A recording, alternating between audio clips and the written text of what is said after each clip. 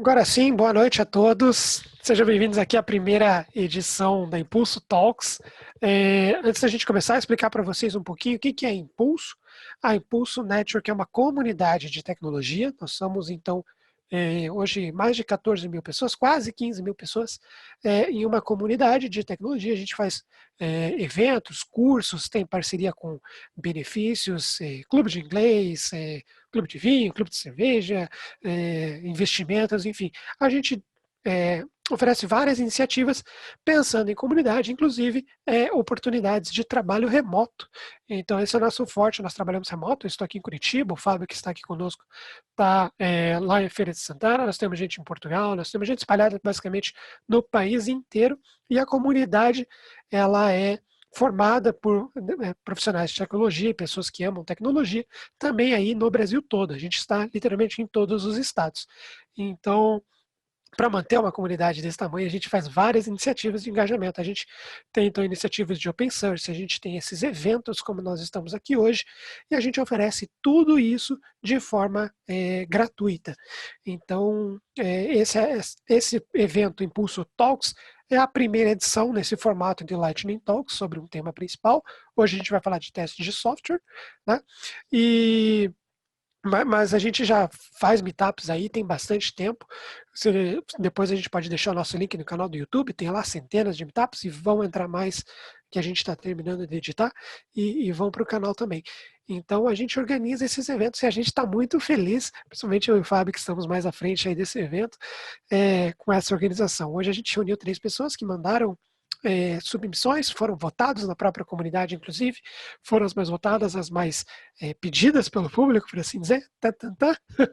E aí hoje a gente vai começar, então, a trabalhar nesse formato. Toda quarta-feira nós teremos este evento. Então, na semana que vem, por exemplo, nós vamos entrevistar o Diego Fernandes, que é da Rocket City, o CTO da Rocket City, né, super conhecido aí na comunidade. E na outra semana nós vamos ter mais uma talk sobre Flutter. Então, a gente busca fazer esse tipo de evento com bastante frequência e semanalmente. Então, o Fábio vai deixar daqui a pouquinho aqui no chat o link para entrar na comunidade. Se você estiver vendo pelo YouTube, depois desse evento, que daqui a algumas semanas, né, esse evento vai para o YouTube também, aí você vai ter na descrição, ou algum lugar aqui, ó, algum lugar em volta de você, vai ter um link para você acessar a comunidade da Impulso. É gratuita, é aberta e nós temos canais de testes lá. Se você trabalha com testes no seu dia a dia, você vai curtir ter uma galera engajada nisso lá também. Beleza? Falei demais? Esqueci de alguma coisa, Fábio? Não, não, já foi uma excelente introdução aí. E, gente, muito obrigado pela presença de vocês inicialmente. E se divirtam e pode perguntar, pode estar mandando as perguntas que vamos estar passando para eles aqui no decorrer da apresentação. Exato, perfeito. E hoje, para quem está chegando agora, eu vi que entrou um pessoal enquanto eu estava falando aqui. Hoje, então, a gente vai falar sobre testes de software. Foram 3 talks selecionadas pela comunidade da Impulso. Né? E a gente vai falar sobre Node.js, né, testes para Node.js, Agile Testing Quadrants, achei bonito esse nome, e integrando testes de UX no ciclo de desenvolvimento. Então, são 3 talks em 3 áreas da tecnologia onde a gente realmente precisa testar. No final, a gente vai reunir os 3 talkers, 3 speakers, para a gente bater um papo sobre como trabalhar uma cultura de testes dentro de times que ainda não testam.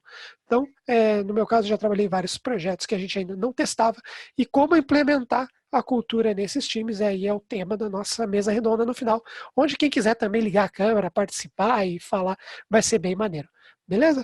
Sem mais delongas, falei pra caramba, vocês provavelmente não aguentam mais a minha voz. Vamos então aí para a nossa primeira toque de hoje. Felipe, bola tá contigo então. Muito obrigado por ter trazido esse conteúdo pra gente. Oi, boa noite. Vocês estão conseguindo me ouvir? Sim, sim, perfeito. Desculpa, pessoal, tô com problemas na garganta. Sou aqui do Rio de Janeiro.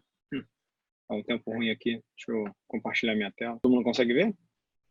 Perfeito, tá tranquilão. Ok. Então, boa noite. Eu vou falar sobre o Cypress.io, uma ferramenta de automatização de teste. Ele usa por baixo dos panos dele o Node.js e funciona muito bem para fazer testes em páginas de web ou tudo que tem muito JavaScript. Deixa eu só me apresentar antes. Meu nome é Felipe de Lima, eu tenho 35 anos, eu trabalho com TI desde que eu tenho 23 anos, só que eu já mexo com TI desde os 15, porque eu peguei aquela época na internet de escada, adorava já fazer as coisas próprias, meu próprio website. Também sou um Scrum Master e esse aí é meu LinkedIn, quem quiser me adicionar para conversar sobre teste. Eu adoro conversar sobre teste, qualquer outra coisa de TI. Eu amo TI, sou fascinado por TI em qualquer forma e aspecto, desde gerência até desenvolvimento. Então, o que é o Cypress? É uma ferramenta open source. Nesse mundo hoje, que nós temos hoje, todo dia tem alguém fazendo uma ferramenta nova, tentando desbancar o outro, tentando fazer alguma coisa que vai ser utilizada por todo mundo da indústria, né? E, particularmente, eu não conhecia o Cypress. Eu estou na área de teste automatizado já tenho 7 anos. Eu comecei com o Selenium, trabalhei com algumas outras, tipo QTP, RFT, mas no início desse ano, por causa de uma demanda de um cliente, eu conheci o Cypress. E é uma ferramenta open source, baseada no Node.js. Uma das coisas que eu achei bem interessante é que ela executa diretamente no browser, e aí você assim, pode ter dúvida o que é executar diretamente no browser. Eu não vou entrar em muitos detalhes técnicos, mas, por exemplo, o Selenium ele não roda diretamente no seu browser, nem na sua aplicação. Ele tem uma comunicação que ele utiliza, que é o driver, para poder falar com o seu browser. Por isso que, às vezes, você tem testes que falham, ou você tem alguns outros problemas de comunicação, ou às vezes você tem que botar comandos de espera, ou ficar tratando essas exceções. O Cypress não, ele roda diretamente no Chrome, junto com a sua aplicação. Então, eles estão todos dentro do mesmo sandbox e os problemas relacionados a timeout ou algum outro problema de perda de comunicação quase não acontecem. Os testes são escritos em JavaScript, linguagem bem simples, e ele tem uma integração muito fácil com CI e CD, Continuous Integration e Continuous Development. Então, ele serve por isso tanto para quem está desenvolvendo, como para quem vai fazer só um teste básico, funcional, ou até mesmo um teste unitário. Aqui eu vou falar só das 3 vantagens que eu vi principalmente aprendendo a mexer nessa ferramenta. Eu não vou entrar, assim, como a gente só tem 20 minutos, eu não vou ensinar a usar a ferramenta, vou até tentar fazer uma demonstração ao vivo, mas não vou muito fundo não, é só para estimular a curiosidade de vocês e vocês poderem depois pesquisar, ou até quem se interessar, quiser conversar comigo. Uma das vantagens dele que eu vi sobre, por exemplo, o Selenium é o alcance. Como eu falei, ele roda junto com a sua ferramenta, com a sua aplicação de teste. Então, ele alcança a sua aplicação de teste em todos os níveis no Chrome, tanto na interface, como na integração, como na unidade. Aí, para as pessoas que não sabem, o Selenium, na verdade, ele só consegue falar com a sua interface. Ele manda um comando, literalmente, de clique lá no servidor, no Drive, para o Drive fazer o clique no browser. Então, ele não consegue pegar essa parte de baixo. O Cypress você pode, por exemplo, injetar comandos de JavaScript para poder testar possíveis até exceções que não seriam possíveis no Selenium. São possíveis, mas você talvez tivesse que fazer toda uma complicação ou todo um código bem estranho para poder isso acontecer. Uma outra vantagem aqui, já um preview até do que é que o Cypress, com ele tem um runner, ele tem um executável. O Selenium, para quem conhece, eu vou falar do Selenium WebDriver, eu não vou falar do Selenium, eu nem lembro o nome, que é um plugin que rodava do Firefox. O runner dele já vem com o programa, quando você executa, e ele dá para você essa interface mostrando o que ele está fazendo, o que está acontecendo, qual o erro, ele permite até fazer um debug. Então, ele tem essa vantagem do WebDriver, que o WebDriver, quem conhece, você tem que colocar no Eclipse ou na sua outra plataforma, ou então no Visual Studio, para poder executar, e aí você tem que geralmente fazer a integração dele com algum outro runner, por exemplo, o NUnit ou o JUnit, para você poder ver os resultados e os testes. E uma das coisas que assim, eu acho fantástico é essa linha do tempo que o Cypress constrói para você. Ele diz exatamente o que ele está fazendo, além de ter um detalhamento fino do que aconteceu no teste e uma linha do tempo. Depois que ele termina o teste, depois que ele executou tudo, você consegue verificar como estava a sua aplicação naquele momento, naquele determinado momento, porque ele vai salvando o estado do DOM cada passo que ele vai executando. Além do que ele consegue também gerar um vídeo, algo que eu acho assim muito bom Não sei quem aqui conhece muito de teste automatizado ou já conhece, por exemplo, a ferramenta do Selenium, sabe que o Selenium não tem essas vantagens. E eu vou dizer, num teste automatizado, principalmente quando você está executando um CI ou CT, você tem que gerar evidências para provar para as pessoas que deu algum problema, ou você tem que ter uma evidência, de preferência um vídeo, para você poder apontar exatamente qual foi o passo a passo que deu aquele problema. E nisso eu admito que o Cypress me ajudou bastante e chegou a me conquistar. Antes de falar das desvantagens, eu vou só mostrar para vocês aqui o Cypress rodando. Eu não vou chegar a mostrar a instalação, mas a instalação deles é bem simples. Você usa esse comando npm install Cypress, você só precisa ter o Node.js na sua máquina. O próprio Cypress já vem com uma aplicação e com exemplos dele mesmo para você poder ir executando. São esses aqui. E uma das coisas também que é muito bom, eu não acho uma vantagem, mas comparado com o Selenium ou outros que você consegue ver, ele é extremamente rápido na sua execução.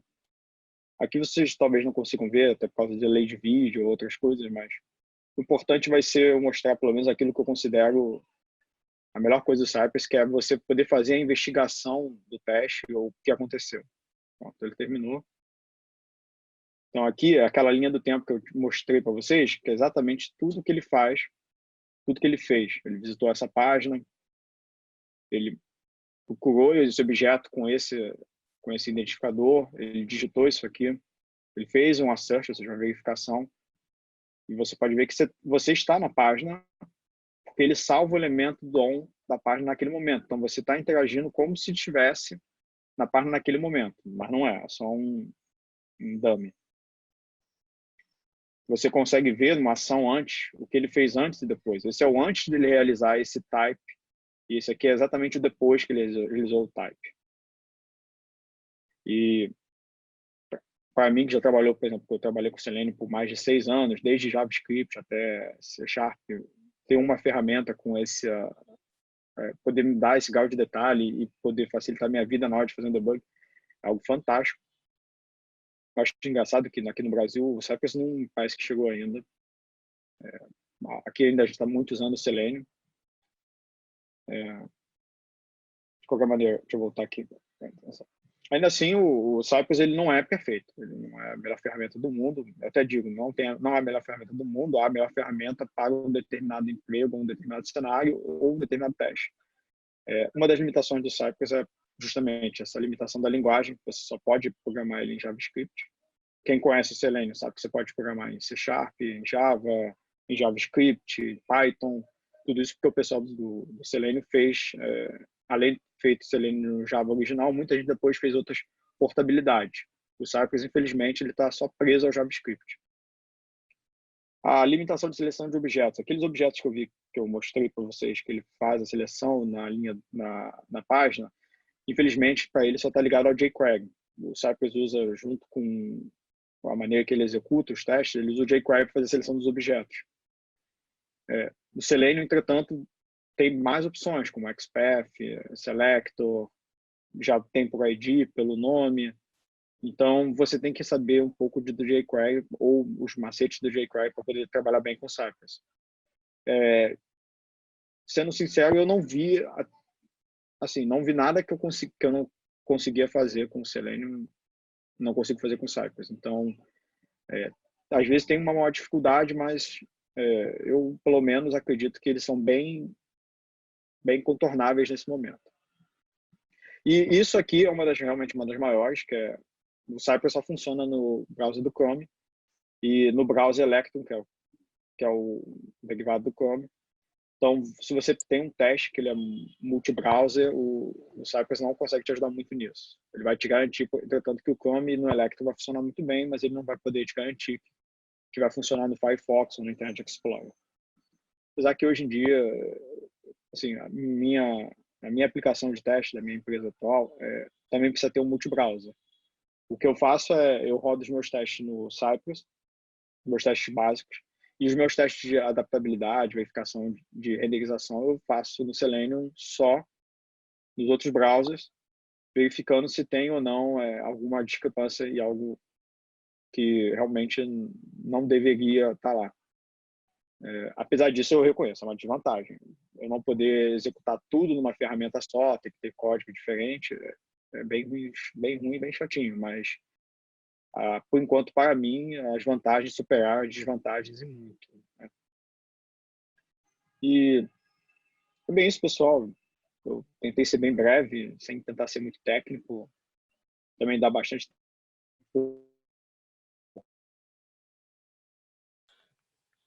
Acho que travou um pouco seu áudio, Felipe. ferramenta. Tá me ouvindo? Alô? Agora sim. Isso, agora voltou legal. Tá. Mas perdeu alguma coisa do que eu expliquei, do que eu falei? Ou... Não, bem na hora que você começou a, a finalizar, ele deu uma travadinha. Ok.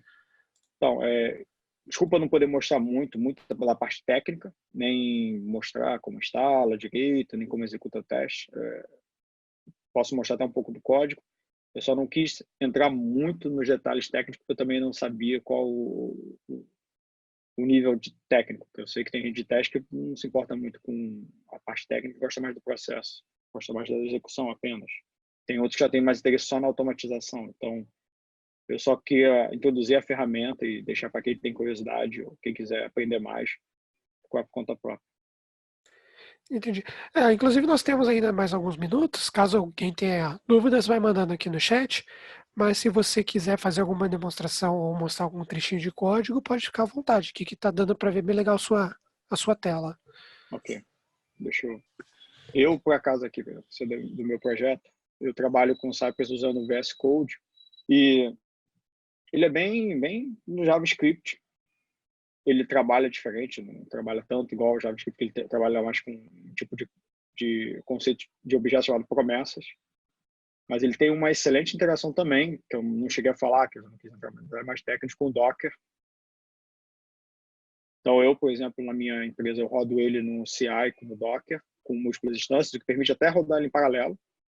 Se você tem uma capacidade, se você tem essa oportunidade de rodar algum teste seu contínuo em paralelo, eu recomendo muito o Cypress, porque ele é bem leve, bem mais leve que o Selenium. Claro que o Selenium tem o Java, mas o Cypress só tem o JavaScript. Então, eu consigo rodar assim, múltiplas instâncias dele no Jenkins, por exemplo, usando o Docker.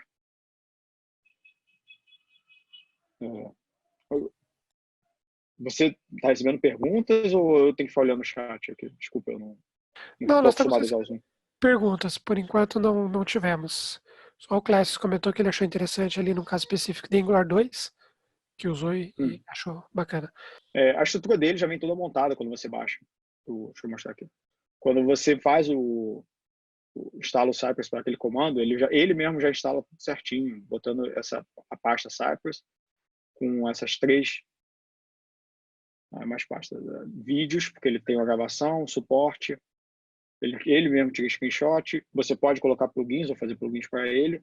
A parte de integração, que é onde realmente tem os seus testes. E a fixture, que é onde você coloca os seus objetos relacionados a dados, como eu coloco. Eu venho do passado do Selenium, então eu tentei aplicar o PageObject, não sei quem conhece o padrão. Eu tentei aplicar no Cypress e funciona muito bem. Quem quiser saber. Felipe? Sim? Tá me ouvindo? Oi. Oi, Patrick. Eu não sou dessa área de desenvolvimento e tal, e só para dizer que achei muito legal ter a oportunidade de conhecer a ferramenta um pouquinho, entender um pouquinho desse cenário, viu? Valeu. Obrigado. Nós temos uma dúvida aqui. O Juan perguntou, você pode dar uma resumida onde entra o CI e o CD e como funcionam as ferramentas Docker e Jenkins? Ok. Então, o CI é o Continuous Integration, é quando o seu desenvolvedor ou a sua equipe de desenvolvimento ela tem um esquema de como é o nome? Utilizando o Git para fazer versionamento. Quando eles fazem alguma mudança, eles vão colocar isso no repositório remoto. Você tendo um Jenkins programado, ele vai pegar essas mudanças, vai fazer um build da aplicação e vai colocar a aplicação num container, que seria, nesse caso, Docker.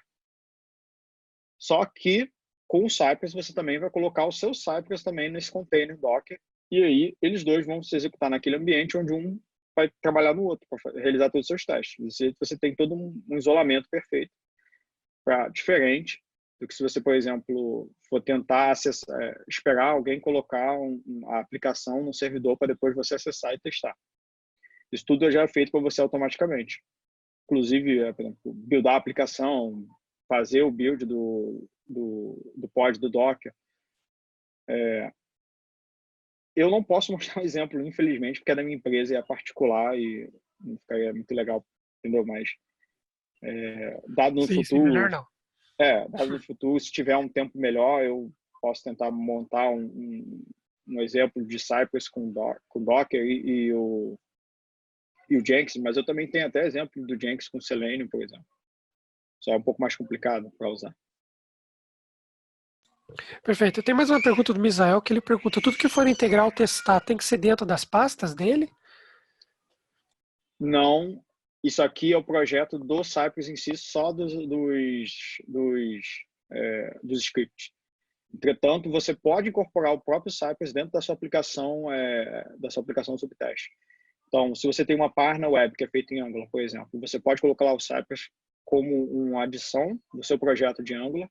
E quando você buildar o projeto, você vai também buildar o Cypress que já vai executar os testes. Nesse caso, é mais recomendado para teste unitário.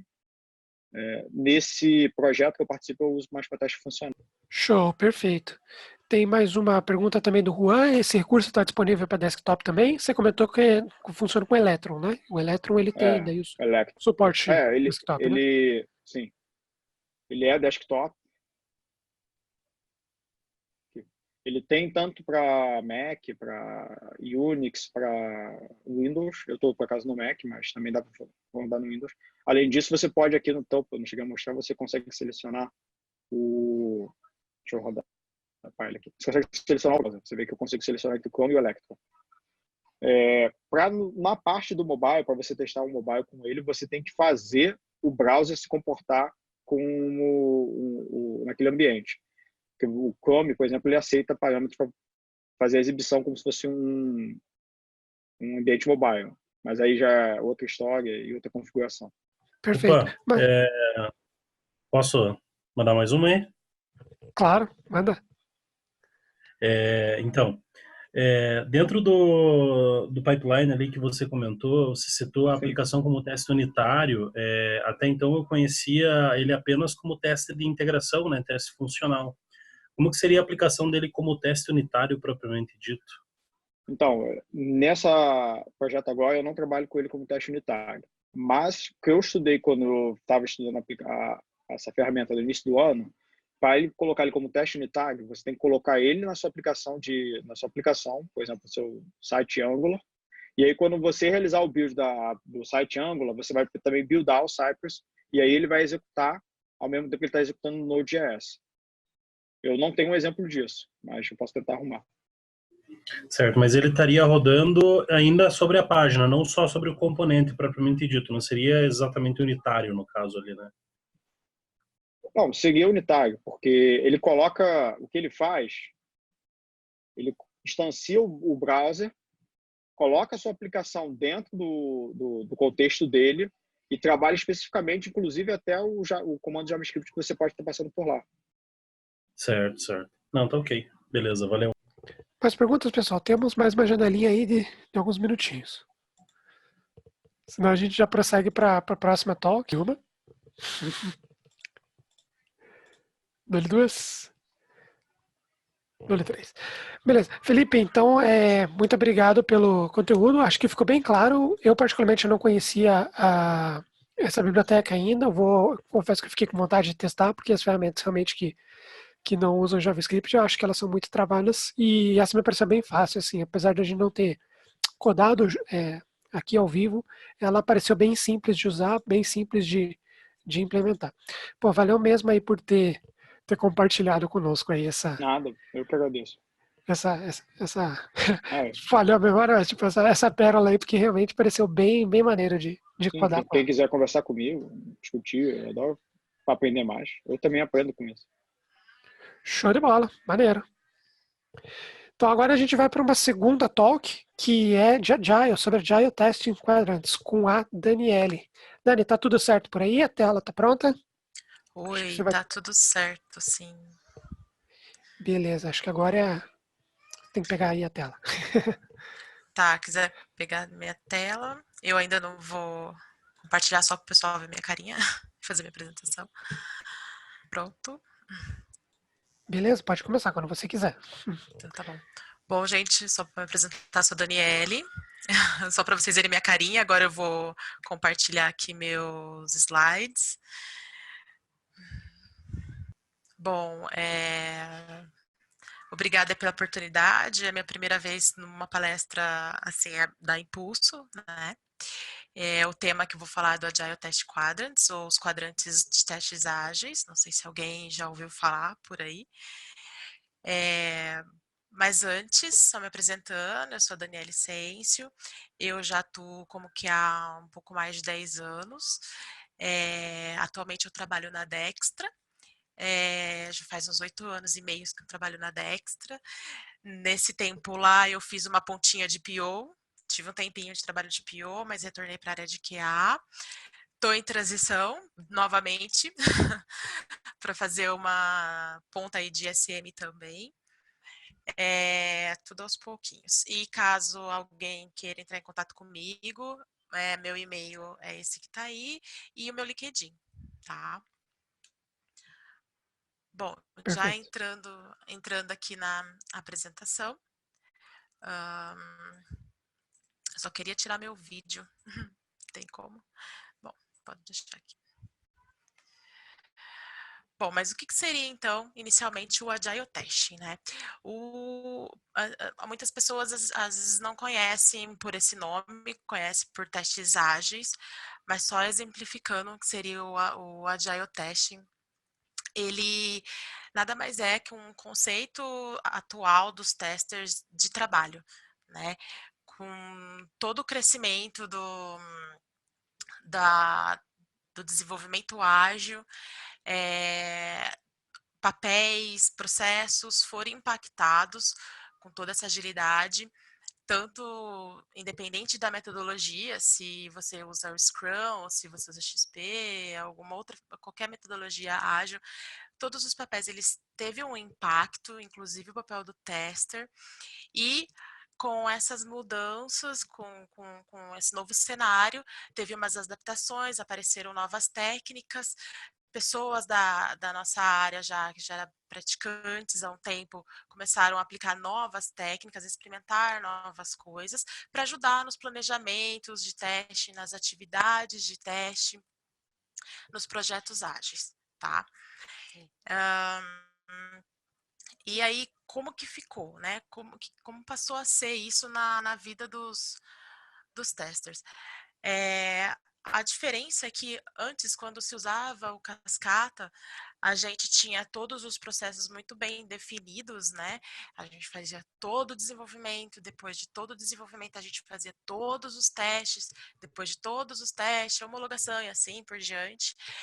E agora com o ágil mudou um pouco, a gente está envolvido em todos os processos, desde o início, em todos os momentos, atuando da forma como a gente imagina, com a visão que a gente, como tester, tem em cima daquele determinado momento. Então, vamos supor, se você usa Scrum na sua empresa, a gente sabe que tem as cerimônias, e numa cerimônia de planejamento, a gente vai participar sim, seja ela alguns lugares, às vezes até quebra planejamento técnico, como planejamento mais de negócio, a gente consegue atuar em ambas, tá? Trazendo a nossa visão, pontos de riscos, e também para colocar as atividades de teste ali naquele, vamos supor, Scrum, sprint, né? Então, no sprint vai ter as atividades de teste. Então, a gente vai sim planejar as atividades de teste no sprint. Se há uma fase de concepção, que primeiro vai entender os requisitos, a gente também consegue atuar muito bem nesse momento, a gente já consegue prever cenários, ter uma previsão de fluxos, pensando com a cabeça do usuário, que a gente, como tester, a gente usa muito esse mindset para testar os nossos testes, e a gente já consegue antecipar muitas coisas que naquele momento outras pessoas talvez não conseguiriam pensar. Então a gente já consegue trazer uma visão maior e melhor em qualquer fase que a gente atue nessa fase de agilidade, tá? Qualquer dúvida, vocês podem me interromper. Então, agora, já entrando nos quadrantes, os quadrantes dos testes ágeis, ele foi uma técnica que apareceu para ajudar nos planejamentos de teste, tá? Basicamente.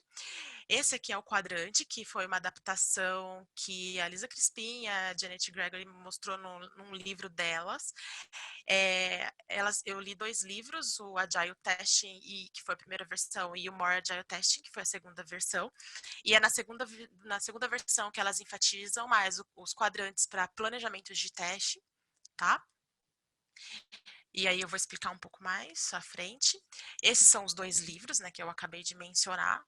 É bem interessante, traz muito conteúdo de todo o processo de teste com automação, planejamento, como eu devo escrever meu cenário de teste, é bem completo, tá? É um guia muito bom, assim, para quem está entrando no mundo ágil agora, eu recomendo fortemente, tá? E já entrando nos quadrantes, então, aqui, o que acontece? O quadrante, ele tem essa parte topside, né, que é a parte de cima, que é o Q2 e o Q3. Ele vai tratar de testes voltados à face de negócios, tá? E a gente tem o bottom side, que já são os quadrantes Q1 e Q4, que vão mais olhar a parte de tecnologia, certo? Entrando um pouco mais a fundo dentro do que é cada quadrante, começando aqui com o quadrante 1, ele está mais ligado à face de tecnologia, então são testes voltados para tecnologia, guiados pelo desenvolvimento de teste, o desenvolvimento de software, desculpa. E então são os testes que a gente tem que realizar na fase de desenvolvimento. Aqui coloca três grandes maiores testes, né? Mas podem ter mais, que são os testes unitários, testes de componente, testes de conectividade, tudo ligado ao desenvolvimento de software mesmo, tá? O código que vai ser criado, tá? E o Q2, ele vai falar de testes voltado mais à face de negócios, mas ainda guiado pelo desenvolvimento, né? Na fase de desenvolvimento. Esses testes, ele dá mais alguns exemplos de testes que podem ser aplicados, que são os testes de examples, teste AB, story testes, que são, ele fala aqui, written first, porque ele é escrito basicamente junto com as histórias de usuários, tá? Esses testes. Testes de user experience, protótipo, simulação, e pode ter alguns outros que são testes aplicados em fase de desenvolvimento, certo? A gente tem o Q3, que nada mais são os testes ainda voltados para a fase de negócio, mas que vão criticar o produto. Então, a gente aqui já tem um produto propriamente dito, e aí a gente vai aplicar os testes mais voltado a mais alto nível, mais ao produto. Né? E aí, uns tipos de teste que ele fala que pode ser aplicado nessa fase são os testes exploratórios, de workflows, de integração de sistema, orientado ao negócio, tá? Testes de usabilidade e os testes de UAT, que são os testes de aceitação dos usuários. Geralmente, esses testes de UAT são os testes de homologação, para quem trabalha com projetos, tem seus clientes, esses clientes eles acabam fazendo a homologação, a gente chama de UAT, tá? E, por fim, tem o Q4, que são testes ligados a faces de tecnologia, tá? E que criticam um produto, certo?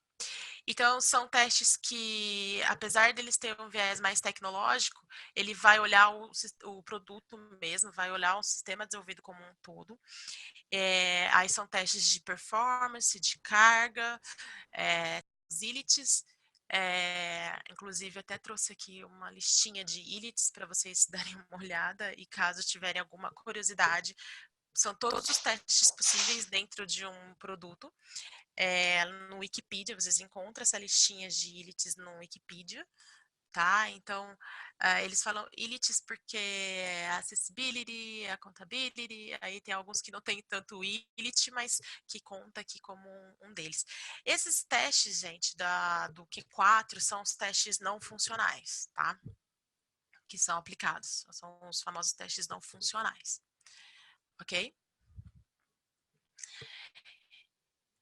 Bom, aí continuando, em que consiste o quadrante, então, basicamente? Ele tem um lado que é o lado preventivo, a gente fala o lado esquerdo, né, left side, a gente chama de testes preventivos, porque são testes que são aplicados ainda na fase de desenvolvimento, na qual eu posso prevenir que meu produto não venha a ter esses problemas, né, quando estiver na mão de um usuário lá no futuro. Tá? Então, são testes preventivos, testes importantes de serem mapeados para prevenir mesmo de futuros problemas. E a gente tem aqui o right side, que é o lado direito, que a gente fala que são os testes detectivos.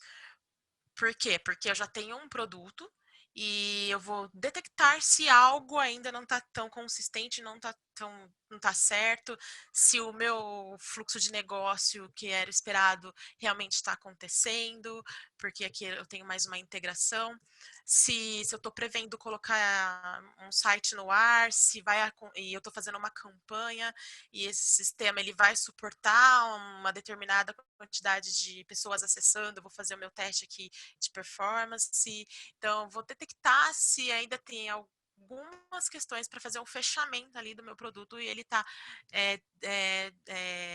release candidate para ser colocado em produção efetivamente, tá? Bom, e o que é importante? Como eu uso e como eu aplico. Ok, eu entendi o quadrante e como que eu vou usar e como que eu vou aplicar ele no meu dia a dia ali de projeto, de trabalho dentro da empresa, né? Você pode pegar alguns determinados momentos, eu às vezes tenho já isso muito na minha cabeça, e aí com o quadrante, então, sabendo quais tipos de teste que podem ser aplicados, eu já levo algumas perguntas para os devs, para o PO, para o cliente, olha, será que aqui é legal a gente aplicar tal tipo de teste nessa fase, esse outro tipo de teste? Ou eu posso levar o meu quadrante para uma planning ou uma discussão e que eu acho que está maduro o suficiente para a gente falar disso, e falar assim, gente, que área mais a gente pode aplicar um teste, né? Que área que ainda não está coberta de teste aqui que a gente acha legal, olhando aqui para a face de negócio, para minha face mais tecnológica, e promover uma discussão, né? De quais testes são importantes para aquele sistema que está sendo desenvolvido. E essa discussão ela tem que se basear naquilo que gera maior risco para o sistema e que vai agregar valor. Porque se eu falar, vou fazer um teste, sei lá, de carga aqui por fazer, vamos fazer porque dá para fazer. Sempre dá, só que tem um risco muito grande, é importante fazer esse tipo de teste, o porquê, que valor que ele vai agregar, então a discussão e o quadrante ele vai te trazer uns testes que podem ser aplicados, mas a gente também tem que ter a ciência daquilo que realmente vai agregar valor, porque dependendo do tipo de teste que a gente quer aplicar, a gente sabe que tem um custo alto, às vezes um esforço maior, pode ter uma curva de aprendizado, vai levar um pouco mais de tempo. Então, é legal pensar nesses dois fatores, tá? Aí, só explicando um pouco mais do quadrante, um quadrante não exclui o outro, então se eu for aplicar testes do Q1, Isso não impede eu aplicar testes do meu Q4, só porque eu já faço teste unitário, eu vou fazer meu teste de performance. Só porque eu faço meu teste de user experience na minha faixa de negócio em cima do meu produto, eu não vou fazer um teste funcional na fase de desenvolvimento, tá?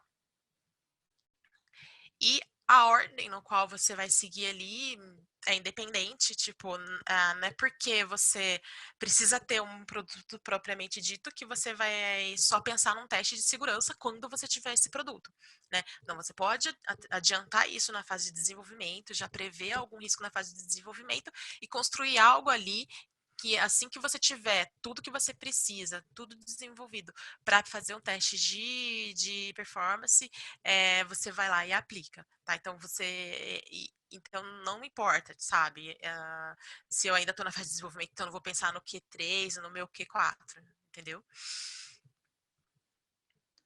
Bom, e aí qual que é o resultado disso, né? Levar o quadrante, ter essa ideia do quadrante em mente, é que a gente vai ter o levantamento das áreas descobertas, que tem um alto risco, que agrega valor, então é legal a gente aplicar tais tipos de teste nessas áreas, a agregação de novos testes e todo o time comprometido, porque é algo que tem que ser levado para um time. É lógico, às vezes a gente tem em alguns lugares, né, as hierarquias, você leva para o superior e comenta, mas é legal conversar com o time fazer um levantamento do porquê que é importante aplicar um novo teste, e aí com toda essa abordagem, com todo esse contexto, você consegue talvez até mostrar melhor a necessidade de ter um novo teste aplicado em uma determinada área, tá? Bom, aí a conclusão que a gente chega é que os quadrantes, ele é uma taxonomia, uma classificação de teste, basicamente, né? Eu vou classificar aqui quais tipos de teste que eu vou usar. E ele é bem útil para planejar, identificar os testes que podem ser realizados de acordo com cada facing, né? Com cada face lá de negócio e de tecnologia, ok?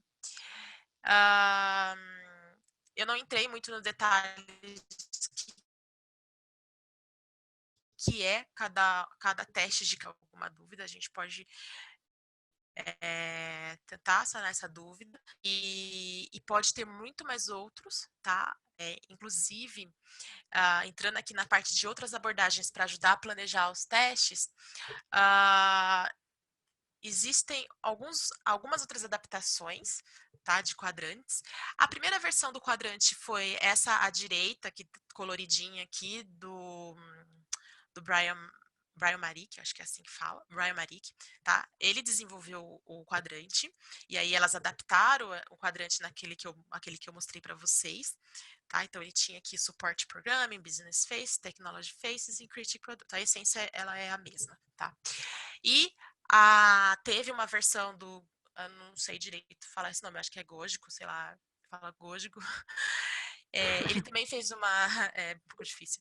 Ele fez um outro quadrante, ele adaptou lá para ele também o quadrante e criou esse quadrante à esquerda, né, que tem um pouco mais de informação aqui por exemplo, em tecnologia, onde ele espera as saídas, ele colocou a API, compatibilidade, data formats, formatos de dados, enfim, ele fez uma adaptação também para ele. A Elizabeth Hendrickson, acho que é assim que fala, ela também teve uma versão, não trouxe aqui, mas se pesquisar na internet a gente pode encontrar. Ela também teve uma outra versão de quadrantes, tá? Que ela adaptou lá para a realidade dela. E saindo um pouco dos quadrantes, por uma questão mais de curiosidade, além do Agile Testing Quadrants, tem outras abordagens que ajudam a planejar testes dentro de um projeto de desenvolvimento de software, que são esses, o FURPS, o ACC e o teste de heurística. Eu nunca apliquei nenhum, tá? Então, assim, eu não saberia entrar em detalhes agora neles, né? Porque eu nunca apliquei, foi uma pesquisa que eu fiz com uma curiosidade, se existia algumas outras, né, para apoiar, e eu consegui encontrar essas, tá? Então, fica aí, caso alguém tenha mais curiosidade em entendê-las e pesquisar na internet como que funciona, tá? E o que é legal é sempre a gente associar essas técnicas com a boa prática que a gente tem no mundo de teste, de desenvolvimento de software. Eu acho que todo mundo já viu essa pirâmide, né? Eu peguei a adaptação do Martin Fowler. Sempre pensar naquilo que é mais importante ter, né? A gente tem na pirâmide, a gente tem na base os testes unitários, que a gente garantindo que o código, ele tá um código legível, fazendo aquilo que ele tem que fazer, sem muitos bugs, sendo testado, né, para a gente ter a garantia de que ele está realizando o que ele tem que realizar, tendo uma boa garantia nesse momento, a gente sabe que a gente vai ter uma boa chance aí de um sistema com bastante qualidade. Então, pensar, tentar trazer a pirâmide junto com essas técnicas, sabe? Pensar sempre na boa prática para aplicar algum tipo de teste utilizando essa técnica, tá bom?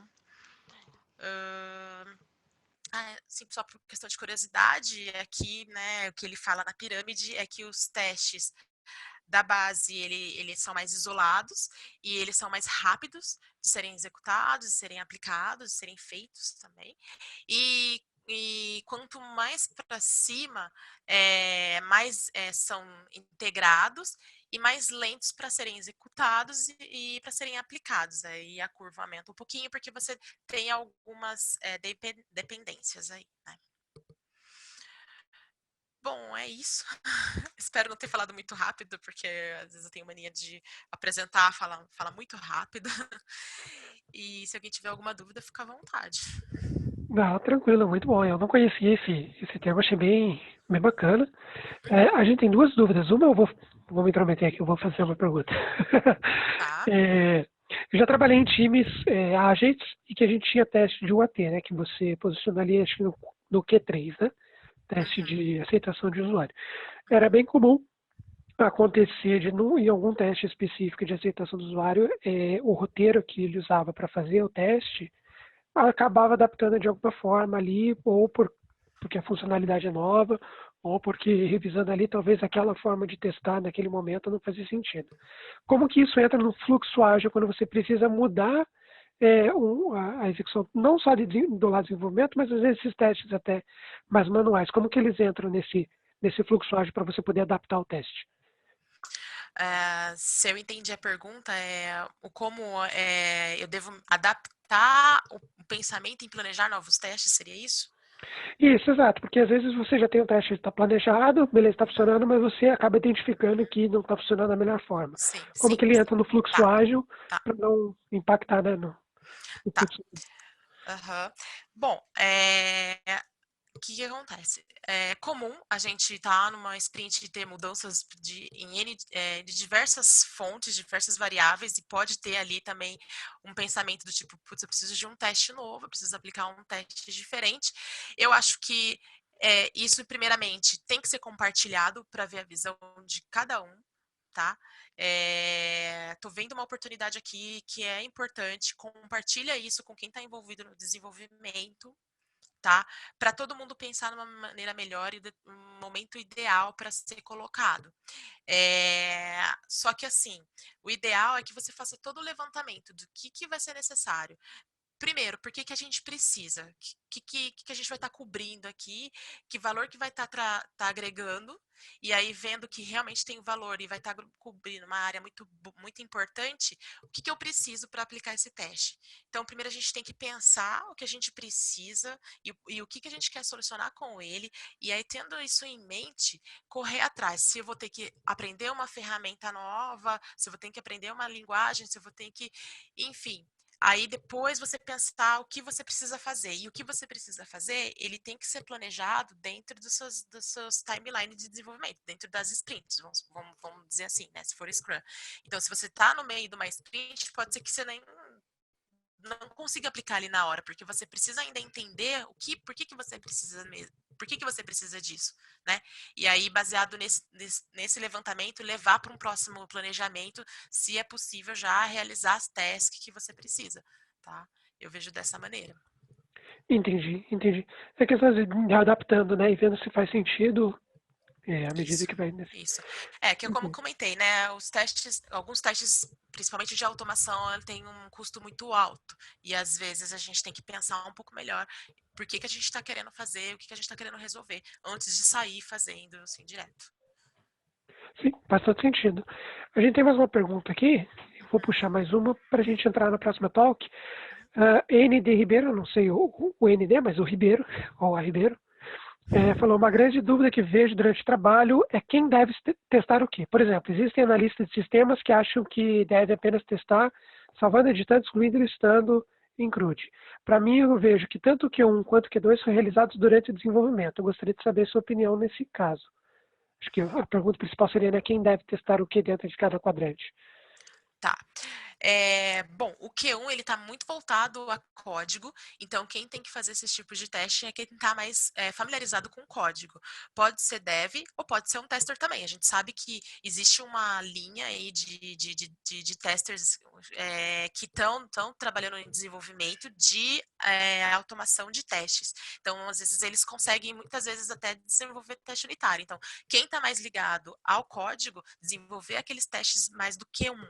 Né? E o Q2, ele fica um pouco mais ligado ao tester funcional, ao PO, né? Quem está mais relacionado ao negócio, e também pode ser até um dev que quer fazer um teste mais completo, né? Olhando do começo ao fim, fazendo um end-to-end. Então, é quem está mais ali linkado com cada especialidade de cada quadrante, sabe? Entendi, tranquilo. Acho que eu tinha mais uma pergunta, Eduardo, mas para o pessoal já respondeu aqui. Beleza. Então tá. Dani, muito legal, assim, foi um conhecimento muito maneiro. Às vezes a gente acaba testando, ou a gente não testa como deve, só como deve, ou acaba não testando nada, né, e vai na famoso teste de produção, ou acaba fazendo na louca. É muito legal estar alinhado e organizar isso de uma forma ágil. Obrigado por esse conteúdo, foi muito, muito maneiro mesmo. Você quer deixar algum contato teu? E a gente vai falar depois na mesa redonda, mas se alguém quiser voltar, falar sobre esse assunto específico, contigo? Pode entrar em contato pelo meu e-mail, danieleaferraz@gmail.com, tá bom? Ou Daniele Abrantes Sêncio, acho que é isso, lá no LinkedIn. Mas depois eu passo melhor para vocês. Beleza, depois a gente também vai mandar para todos os inscritos, mas é só para a gente ter um norte. Bom, Tá bom. agora então vamos para a Patrícia, que vai falar para a gente aí como integrar testes de UX no ciclo de desenvolvimento. A gente falou então como testar código mesmo, desenvolvimento, a gente falou aqui como testar de uma forma ágil, e agora a gente vai incluir aí os testes de experiência de usuário. É isso, Paty? Isso aí. Boa noite, pessoal. Todo mundo me ouvindo? Sim, perfeito. Beleza? Faz o joinha aí. Antes, eu coloquei uma pequena biografia também no PowerPoint, mas eu prefiro falar aqui, né, vocês me olhando e tal. Eu sou designer de formação e com o tempo fui migrando por questionamento, fui migrando para a área de UX. Na época não existia UX, era arquitetura de informação, foi meu primeiro contato com a experiência do usuário. Mas eu sempre me interessei com tudo que tem em relação a cor, forma e movimento, tanto que eu tenho formações ainda em consciência corporal, em maquiagem, então essas coisas todas sempre se misturaram para mim, não só no mundo virtual, mas também no mundo, não só no mundo digital, né, mas no mundo físico. Esse ano eu fiz 20 anos de mercado, e então comecei como gráfico, né, como designer gráfico, migrei para HTML, web e fui caminhando aí até trabalhar com UX e com pesquisa em UX. Então vamos lá, deixa eu pegar aqui minha tela. Opa, agora foi. Foi, apareceu aqui agora. Beleza. Primeiro eu vou chamar a atenção que eu estou usando aspas, porque testes de UX é um termo que a gente pode considerar, mas vamos dizer que UX vai bastante além disso. E eu vou voltar um pouco nessa questão de UX ou de testes de UX. Se eu não falar alguma coisa sobre isso, vocês podem me cobrar, porque às vezes eu vou devagar e vou perdendo, entendeu? Enfim, como eu disse, tem a minha pequena bio, meu e-mail está aí para contatos e tal, e para me achar nas redes sociais é só digitar meu nome, porque não tem muitas no mundo, ou Patizíssimo, P-A-T-Y. E aí vocês me acham no LinkedIn, no Facebook e tudo mais. Enfim.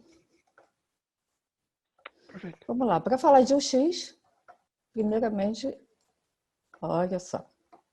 Primeiramente, eu trouxe o criador do termo de UX, foi o Donald Norman, um cientista que, quando estava na Apple, foi a primeira pessoa a ter o nome UX no cargo. E ele diz que a experiência do usuário engloba todos os aspectos da interação do usuário final com uma companhia, seus serviços e seus produtos. Então, assim, teste de UX pode ser, mas a gente é difícil falar de teste sem não falar da experiência como um todo. E será que ela pode ser testada? Sim, ela pode ser testada. E por onde eu vou começar? Normalmente a gente fala de uma dor, né? O cliente tem uma dor, existe um problema, existe uma situação, existe... realmente funciona. Eu me lembro muito de... Eu não sei agora, o Gmail tinha um botão de alguma coisa, de apagar, de responder, sei lá, que era do lado de um outro, que eu sempre clicava no botão errado, e eu ficava muito brava. E quando eles mudaram o botão de lugar, foi um alívio tremendo. A dor solucionada e bem resolvida. Bem resolvida por quê? Porque eu nem lembro qual era o botão, quer dizer, eles executaram tão bem a solução que eu não sei nem mais o que é. Então, acabou com a minha dor e a gente esquece. E esse é o objetivo de proporcionar uma boa experiência. Mas a gente trabalha só na dor? Não, a gente trabalha além, né? Eu gosto de falar de... Por que ele não está indo? De sonho. A gente, quando fala de experiência, a gente está mexendo com os sonhos das pessoas. Quando a gente projeta uma boa experiência, a gente está falando de trabalhar com os sonhos das pessoas. Então, eu trouxe aqui 2 exemplos que falam um pouco dessa questão do sonho. Um é o app do Vigilante do Peso, são exemplos bem pessoais, tá, gente? Fala do sonho de ser mais saudável, do sonho de ficar magro, né? E que ele funciona muito bem. Eu conversei com algumas pessoas, assim, além de mim. Durante um tempo, eu saí do programa do Vigilante do Peso, mas eu não conseguia mais largar o app. Eu pagava para ter o app, gente. Porque ele conseguia, de uma maneira bastante simples, me ajudar a controlar o que eu comia, quanto que eu gastava, o que eu estava fazendo de errado. E me dava ainda um monte de sugestão de comidinha, assim, que não engorda, ou sei lá. Então, eu fiquei um tempo viciada e eu descobri que algumas pessoas pagavam o app e não faziam programa para poder controlar o que comia. Até você ficar, né, até se tornar um hábito e você deixar de usar. E funcionava muito legal mesmo, enfim. E até hoje eu falo assim, eu larguei o app finalmente, mas eu falo com saudade dele. E esse vídeo circulou aí alguns dias na internet, não sei se vocês viram. Vamos ver se vai rodar bem, né? Vocês me avisam aqui no chat se der algum. Depois você me passa esse link aí, tá? Pois não. Vamos ver aqui um vídeo. Não foi, né? Vamos voltar. Agora foi. Olha lá o quiosque. Que legal, gente, né, você proporciona uma experiência de realizar o sonho da pessoa sem pagar cachê para os caras ficarem lá horas, né, através de uma experiência de realidade aumentada. E com certeza isso foi pesquisado e testado para trazer essa informação e engajar a pessoa em trabalhar com esse quiosque, né? Com certeza. Então, quando existe uma pesquisa, você consegue atingir os objetivos tanto de financeiros de negócio, como manter aquele usuário interagindo com o que você está fazendo. Voltando até no Vigilante, eles lançaram um plano que você só paga pelo app, que é um plano mais barato. Então, eles perceberam que a coisa o vínculo que a gente cria com o app é tão grande que eles lançaram essa maneira de trabalhar também. Quando você não testa, né, acontecem essas coisas. A tarefa foi muito bem sucedida em falhar. Legal. Tem de tudo, né? Olha isso aqui da Air France, gente. Eu vou te direcionar para o Sire Mobile. Vá para o desktop. Sim? Não, vai para o desktop. Não entendi. Se alguém entender, me explica, tá? Porque eu não consegui. E esse aqui é da pessoa assistindo um vídeo que tem um naufrágio e aparece uma propaganda, né, de AdWords de férias no cruzeiro. Super bem bolado, né? Então, tomar cuidado com os AdWords, porque eles podem fazer isso por você.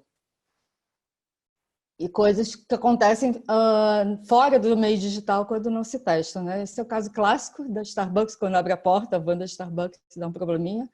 Eu não sei como é que é o inglês da galera, mas quando junta o S do início do Starbucks com o resto da palavra, faz sucks, que quer dizer, tipo, ou toma essa, ou é um saco, um pé no saco, alguma coisa assim.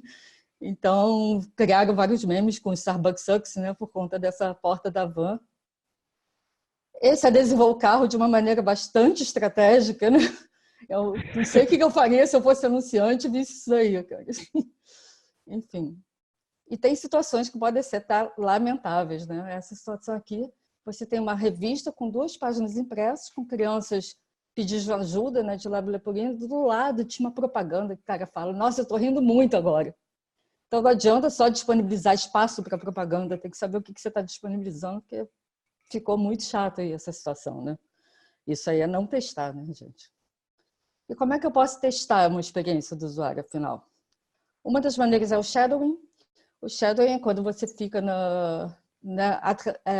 perseguindo mesmo, como se fosse uma sombra, a atividade de uma pessoa, para entender como é que ela está interagindo com o produto. Pode ser na fase de protótipo, ou pode ser na fase de produto existente. E você fica ali fazendo como se fosse sombra da pessoa para ver como ela trabalha com o produto. É uma técnica bastante invasiva, mas eu cito como exemplo uma série que eu não sei se ainda está no ar, que é o Undercover Boss, que é o chefe escondido, que não deixa de ser um shadowing, né? A pessoa se disfarça de funcionário para entrar na empresa e ver o que acontece dentro dela, e ver como é que os funcionários trabalham, como é que é o ambiente, como é que tem a infraestrutura, tudo que está rolando é um tipo de shadowing. Então, é uma maneira de testar a experiência, inclusive de trazer melhoria, né? O teste AB é um teste que você pode fazer em protótipo também, pode fazer online, né? Que é quando você muda um elemento da tela e testa dela com 2 elementos. Isso acontece quando você, não sei se alguém já passou por isso, de estar navegando no mesmo site que uma outra pessoa e ela vê uma coisa diferente de você. Estão fazendo um teste AB.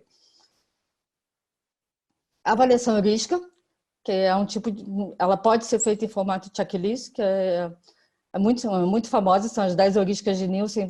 Cada produto pode criar suas heurísticas, né? Suas heurísticas de validação. Heurísticas são achismos que funcionam, vamos dizer assim, né? Então, o Nielsen cunhou essas 10 heurísticas que falam de você consegue entender onde você está no sistema, você consegue voltar, desfazer uma ação, você previne erro, a navegação é consistente entre uma página e outra. Então, são várias perguntas que são possíveis de ser testadas de uma maneira até bem simples ou de uma maneira mais elaborada, com especialistas, eu vou chamar de acariação na falta de uma palavra melhor, mas, enfim, os especialistas discutem entre eles e fazem relatório e tal. Então, também é possível testar a avaliação heurística e teste de usabilidade, que justamente você consegue ver a pessoa interagindo com o sistema, produto, serviço, ambiente, o que for, que pode estar na fase de protótipo, mock-up. A gente está vendo aí um teste de papel, protótipo de papel, né, pré-desenvolvimento. Ele pode estar, inclusive, com a aplicação no ar. São maneiras que a gente pode trabalhar para entender se a experiência será ou está sendo boa. Beleza? Então, por que as pessoas não testam, né? Eu não sei se vocês já ouviram, né? Uma dor dos profissionais de UX de falar que é muito difícil fazer teste, a gente não consegue, não sei o quê. Eu tenho expertise de empresas grandes, né? E dentro desse expertise, eu posso dizer que a maturidade em experiência do usuário é um dos problemas.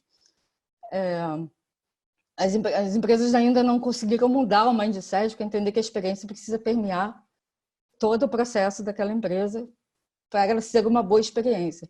E quando eu falo todo o processo, é da hora que o funcionário pisa, da hora do contato do cliente, na hora de uma reunião de diretoria, tudo deveria passar pela experiência, né? O famoso design driven. Empresas hierárquicas e burocráticas são complicadas. Você tem um board, às vezes, né, que sabe a necessidade de mexer, que entende a importância de trazer informações, né? Agora a gente está passando pelo mesmo problema, a transformação digital, está batendo nessa mesma questão. Você tem em cima o board querendo fazer as mudanças, e embaixo uma galera mais antenada querendo promover as mudanças, e você tem no meio aquelas pessoas que estão há décadas na empresa e que estão muito acostumadas com a coisa da hierarquia e de que tudo é moroso e não estão tão preparadas para mudar. E quando eu falo que elas não estão tão preparadas para mudar, eu falo de mudança organizacional, do mindset organizacional. Não é para mudar toda a cultura de uma empresa, mas parte dela precisaria ser mudada. E isso demora. Então, a gente esbarra nessas coisas, principalmente demora por empresas serem quando elas são tão grandes, não tem velocidade para responder a essas mudanças, né? Eu passei recentemente uma situação que eu tinha que entrar no prédio de uma seguradora de saúde e meu acesso tinha expirado. E aí eu pedi o acesso e a pessoa falou assim, o líder do projeto, que é da empresa, né, falou assim para mim, espera aí que eu tenho que falar com o meu gerente, porque o meu gerente vai pedir ao superintendente o seu acesso. Ele que não podia falar com o superintendente, sabe? Porque é um problema fazer isso, ter esse tipo de atitude, é mal visto. Quer dizer, não tem nada demais, né? Eu estava preso lá de fora, tinha uma reunião, o cliente estava esperando e eu não podia entrar por conta dessas coisas e graças a Deus o cliente pôde fazer outra coisa na frente, trocou o horário, mas... Então, nesse sentido, é preciso mudar a cabeça da empresa inteira, no sentido de que não tem problema uma pessoa bater na porta de um outro que tem um cargo elevado se ela precisa resolver um problema. Então, essas coisas embarregam muito essa cultura de testes de UX. E aí, o que a gente pode fazer em relação a isso? Na minha experiência com esse cenário dessas empresas, vale dizer, né, empresas como Bradesco, Petrobras, Vodafone, Rio Card, enfim, que tem essas estruturas maiores. A Vodafone até nem boto tanto, que eles já eram um pouco mais fáceis de responder. Come pelas beiradas, né? Você tem um monstro, no caso a melancia, e você vai dando umas bicadinhas por dentro. Uma das bicadas boas que a gente pode dar é justamente começar pela validação heurística, que a gente consegue... Eu trabalhei assim numa dessas empresas, que foi colocar o checklist de heurística dentro da fase de teste de software. E funcionou super bem, eles viram resultados e começaram a buscar mais informação. Com o pessoal de UX, né, começar a querer outras informações e demandar alguma coisa. Então, não tem jeito, você tem que achar uma brecha. Quando você não tem essa cultura, tem que achar uma maneira. E eu vou mostrar aqui alguns casos que a gente conseguiu achar essas brechas e outros que não foram bem assim, né? Então, eu tive foi uma aplicação de controle de frequência de funcionários, ponto digital, né? Aplicação interna desenvolvida dentro da empresa. E a gente conseguiu vender a ideia de fazer um piloto com UX permeando todo o processo. E vamos fazer. Mas aí, quando chegava na hora de testar com os protótipos, a gente testava e no protótipo seguinte a gente tinha os mesmos problemas. E eles nunca eram corrigidos, então a gente não conseguia evoluir. Até o dia que a gente conseguiu, numa conversa, que o cliente, o gerente, no caso, o demandante, né, falou sobre alguma coisa de teste, não sei o quê, ele falou, mas eu também uso, eu sei. Eu falei, você sabe, então vem testar. E aí ele sentou como usuário para testar e entendeu o que a gente fazia. E aí o projeto andou. Então, é muito bom quando você tem a oportunidade, as pessoas resistem, né? Quando vê aquela pessoa que fala que eu que sou usuário, eu não gosto. Eu falo, eu gosto, porque essa pessoa eu vou conseguir botar ela para testar, ela vai entender que ela não é o único usuário do projeto. Tem um dashboard que foi feito para também uma empresa de saúde, de informações de relacionamento gerencial dos contratos empresariais de saúde, que eles estavam com o projeto meio empacado, não sei o quê, e venderam a ideia de fazer design thinking. Vamos fazer design thinking para resolver. Na verdade, não era design thinking, porque a solução já existia, tinha que ser um dashboard.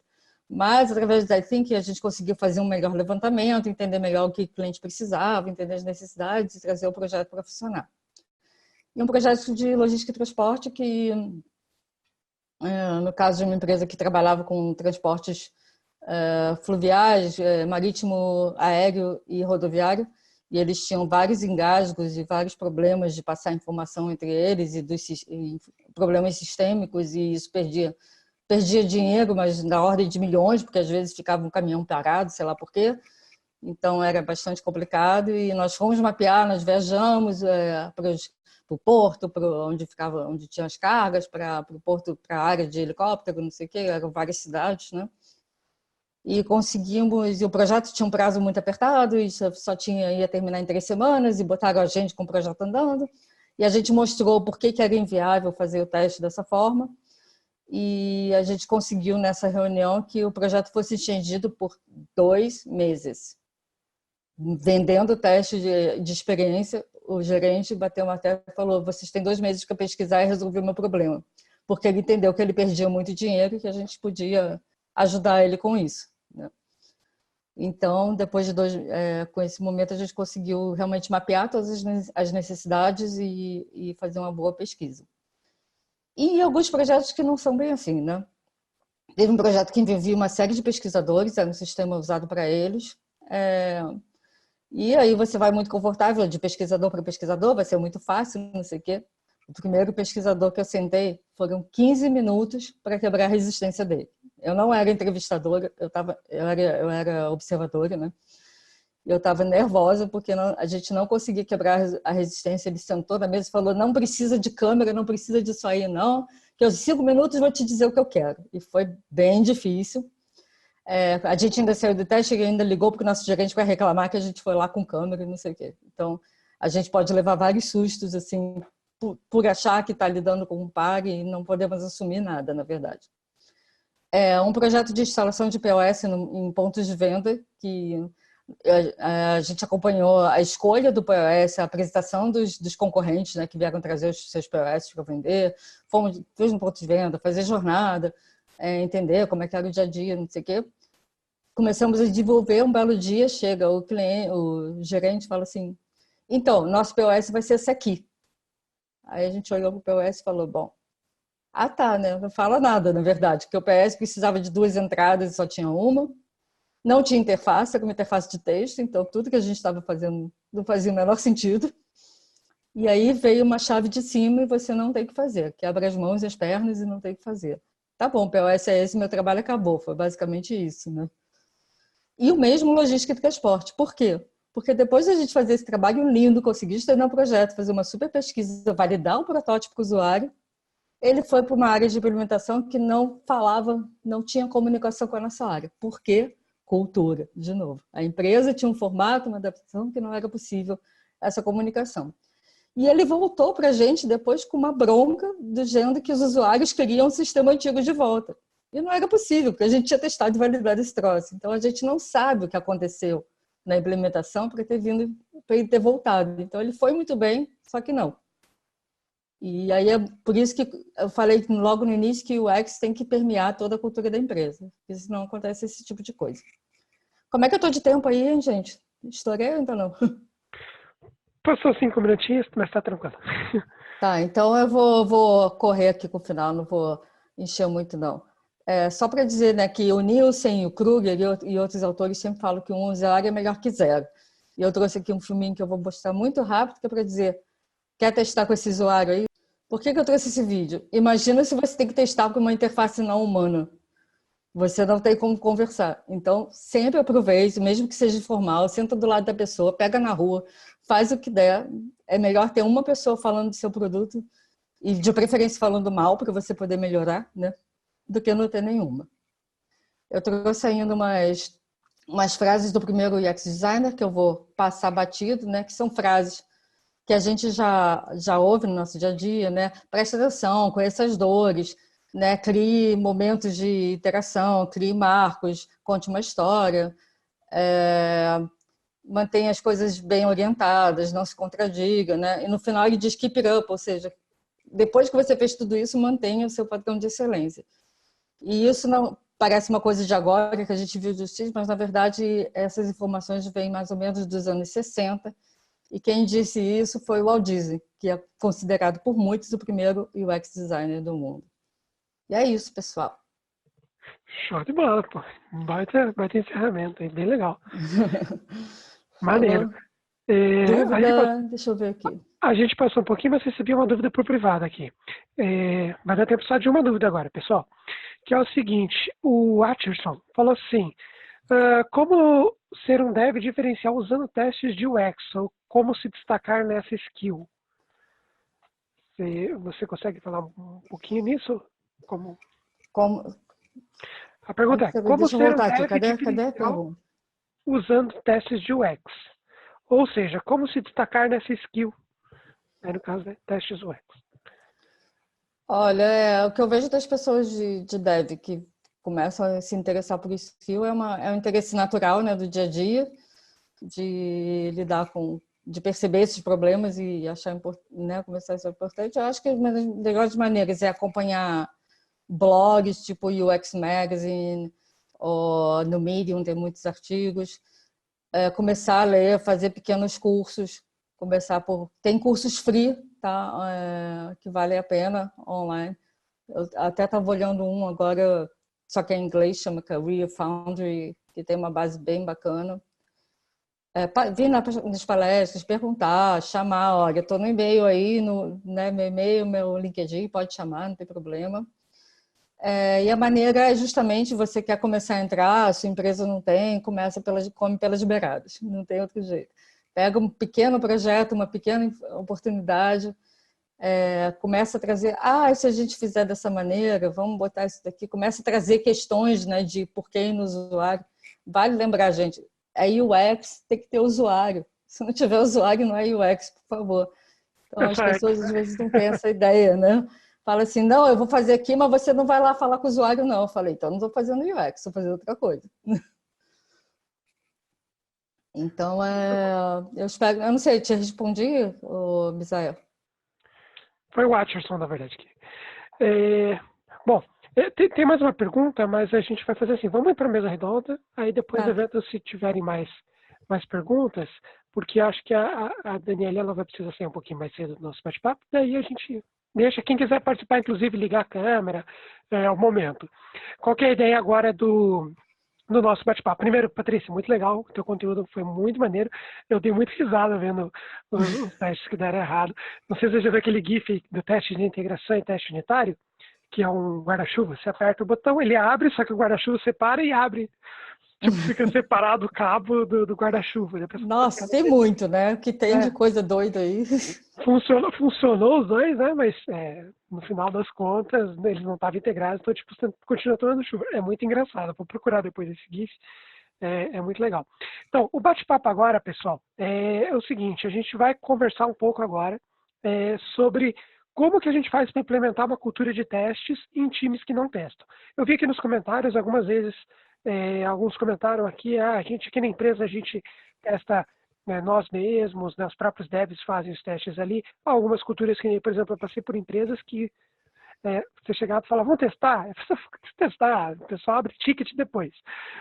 Então, a ideia é a gente começar a falar um pouquinho aí técnicas para começar a implementar uma cultura de testes dentro das empresas. Como que vocês veem isso, Dani e Felipe, como que vocês começaram essa cultura de testes nas empresas de vocês, né? E que dica que vocês dão para o pessoal começar a levar isso para os times ou começar a testar mesmo que seja sozinho, né, nos testes particulares. Não, projetos particulares, perdão. Eu vou começar dando a minha opinião, né, de talvez um meio no qual a empresa ela pode começar a criar uma cultura de teste. No que eu vivenciei na Dextra, quando eu entrei lá, a gente tinha, acho que na época tinha só um tester mesmo na empresa. Então eu acho assim que as empresas, na maioria das vezes, ela tem uma carência mais de uma pessoa com esse chapéuzinho de que vai testar as coisas, e tem mais o desenvolvedor, né, ali, como pessoas ativas no dia a dia. Então, pensando na boa prática, que nem eu mostrei, né, da pirâmide de boa prática para aplicar testes, eu acho que não saindo, isso não vai influenciar em cultura, não vai influenciar nada, não vai trazer uma mudança muito brusca. Talvez aplicar os testes unitários na fase de desenvolvimento mais amplamente, tá? A gente sabe que, assim, do que eu tenho de experiência, que eu percebo, assim, os devs que hoje não aplicam, não trabalham com testes unitários, muitas vezes não sabem mesmo como fazer, né? E aí buscar pessoas chaves dentro da própria empresa, né, que já está ali na empresa, se houver que já tem conhecimento, já domina o assunto, começar a fazer palestra, apresentações dentro da empresa e a mostrar como que faz um teste unitário. Se não tem, contrata uma pessoa que tem esse viés bem forte para levar isso para dentro da empresa e começar ali, na fase de desenvolvimento, né, aculturando todo mundo e compartilhando toda essa experiência, tá? Bem baby step, assim, pequenininho. Essa seria, assim, uma dica, assim. Mas como que faria, assim, tem alguns tipos que têm resistência, né? Principalmente a mudanças ou quando vem alguém de fora. Eu já atuei em algumas empresas que, por exemplo, essa empresa não estava indo bem no Agile, daí contratou um Agile Coach para ensinar algumas coisas, para só ter resistência. Como que você trabalharia em times dessa forma? Você colocaria, tipo, nós vamos começar a testar? Eu não entendi, tipo, ou começa um ali, um aqui, um papo. Como Aham. que Tá, você eu acho faz? que a gente tem que fazer algumas provocaçõezinhas, do tipo, alguém tem que parar e analisar como que tá a qualidade daquilo que a gente está entregando, né? Que a gente só está desenvolvendo, fazer umas provocações, sabe? A gente está desenvolvendo, está entregando, está gerando valor, tá tendo uma qualidade esperada, a gente está entregando aquilo que a gente gostaria de entregar, né? Você gostaria de ouvir assim da pessoa que está usando seu software, putz, nossa, que massa, é muito fácil de usar, tá me atendendo, atende o meu negócio, fez eu crescer. Você quer ouvir isso ou você quer ouvir pessoas falando, nossa, que merda, esse negócio não funciona? O que você quer ouvir, né? Fazer algumas provocaçõezinhas assim com as pessoas para entender o lado delas e aí, baseado nisso, putz, então será que não seria legal a gente começar a pensar um pouco mais em aplicar mais testes unitários aqui no nosso dia a dia, né? Porque, por exemplo, um teste unitário não é bem, não precisa de um agile coach, não precisa de uma pessoa se mestre em alguma prática tal para aplicar. Não, que nem eu falei, não vai mexer em cultura, né? Vai adicionar algumas práticas, ou cultura que eu quis dizer assim, a aculturar, né? Na fase, ali no desenvolvimento mesmo, né? E aí fazer essas provocaçõezinhas. Alguém tem que dar um chacoalhão, fazer uma provocação e falar, e aí, para onde que a gente está indo, onde a gente quer chegar? E aí, o que a gente precisa, né? E correr atrás. Eu penso dessa forma. Entendi, faz todo sentido. Felipe, Patrícia, quer acrescentar uma coisa aí na fala da Dani? Eu achei bastante complementar e gostei do que a Dani falou. Inclusive, é só dizer que, né, a gente também usa muito esse negócio, quer dizer, a gente acredita muito que a mudança cultural é importante, mas é muito difícil fazer mesmo. Mas quando você começa pequeno, né, aquilo vai duplicando. Aí um fica satisfeito, passa para o outro, a coisa vai tomando parte da cultura, mesmo se a mudança ainda não ocorreu, até que você consegue chegar lá e sensibilizar uma pessoa com mais poder, vamos dizer assim, né, para mexer nisso. Estão me ouvindo? Sim. Desculpa, eu estava no mudo. Hum. Eu trabalhei já várias empresas, trabalhei como foi mencionado, empresas com, por exemplo, um único tester, ou você, às vezes, é o time de teste inteiro.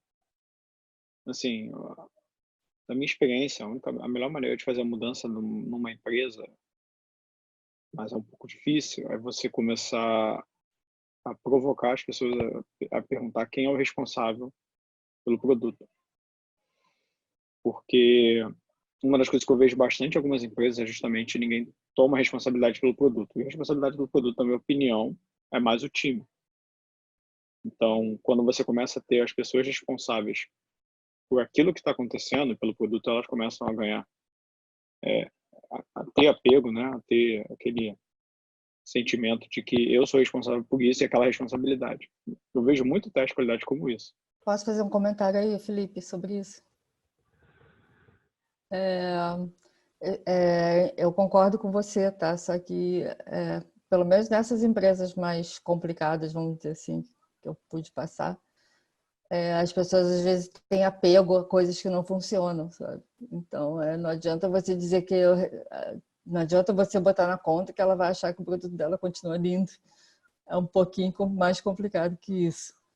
As pessoas não querem que aquilo suma da vida delas, mesmo que seja ruim, sabe? Então, às vezes você tem que ir mais baixo ainda do que isso, sabe? Tem que começar menor ainda. O que eu quis dizer com essa responsabilidade é a pessoa ser responsável pelo aquilo que ela entrega. Se você entrega um produto defeituoso ou alguma coisa que não está de acordo com o cliente, você vai assumir essas consequências. Eu acho bem válido isso, sim. Que é aquele sentido, se eles tiverem um apego, né? Poxa, nós somos os responsáveis. E aí complementa aquilo que eu comentei, né? E eu, por sendo responsável disso, eu estou entregando uma coisa bem feita? Eu estou entregando o que realmente eu quero entregar? Será? Né? E aí, baseado nesses questionamentos, baseado talvez em algumas análises, putz, não tô entregando uma coisa boa, ou eu tô, sabe? E se eu não tiver, o que falta pra gente melhorar aqui, né? Eu acho que um pensamento complementa o outro, né? Aí, acho que é válido também. Eu acho que eu trabalhei num ambiente, vamos dizer assim, até mais hostil em relação a isso, que é justamente essa mentalidade. Agora, infelizmente, eu estou em ambientes bem mais fáceis de trabalhar, até estranho, mas as pessoas tinham muito essa mentalidade de que o mais importante é manter o meu emprego, não importa o que aconteça, sabe? E elas não estão muito preocupadas com o resultado final. Mesmo Eu sendo também já empresas trabalhei em locais particulares, assim. mesmo sendo empresas particulares, né, elas têm comportamento de empregado público, né? Sim, Tanto eu faz, trabalhei em né? local assim. Aí Aí, nisso, desculpa então, a minha opinião sobre isso, assim, eu sou bem radical. Eu não quero trabalhar em locais onde as pessoas não compartilham que, na verdade, não é um emprego para você ter sua vida, é a sua carreira, a sua profissão, sim, sim, concordo seu estilo de totalmente. vida, entendeu? Concordo Aí totalmente. aquele lema, você não tem como consertar e não está quebrado. Aquelas pessoas, aquilo não importa já, porque o emprego é o que importa, não a responsabilidade. Sim, com certeza.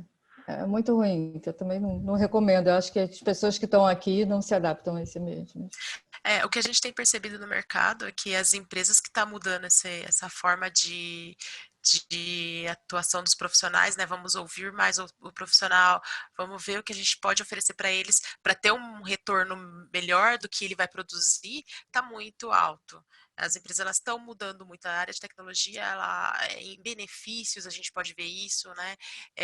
Em inúmeras aberturas de palestras, de levar o conteúdo, está mudando muito isso, porque a gente sabe que ficar impondo, eu quero, faz, você é responsável, não sei o quê, isso não está trazendo benefício nenhum e a gente precisa fazer hoje a tecnologia, a gente precisa de bons softwares funcionando, porque ela está predominando e se a gente não ter bons softwares funcionando, bem feitos no mercado, cara, você não vai ganhar dinheiro, então assim, não vai adiantar, né? Então a gente vê que quem está no hype hoje crescendo, mandando, é porque está mandando bem e está ali de olho nos seus funcionários e ouvindo eles para agregar valor na empresa, né?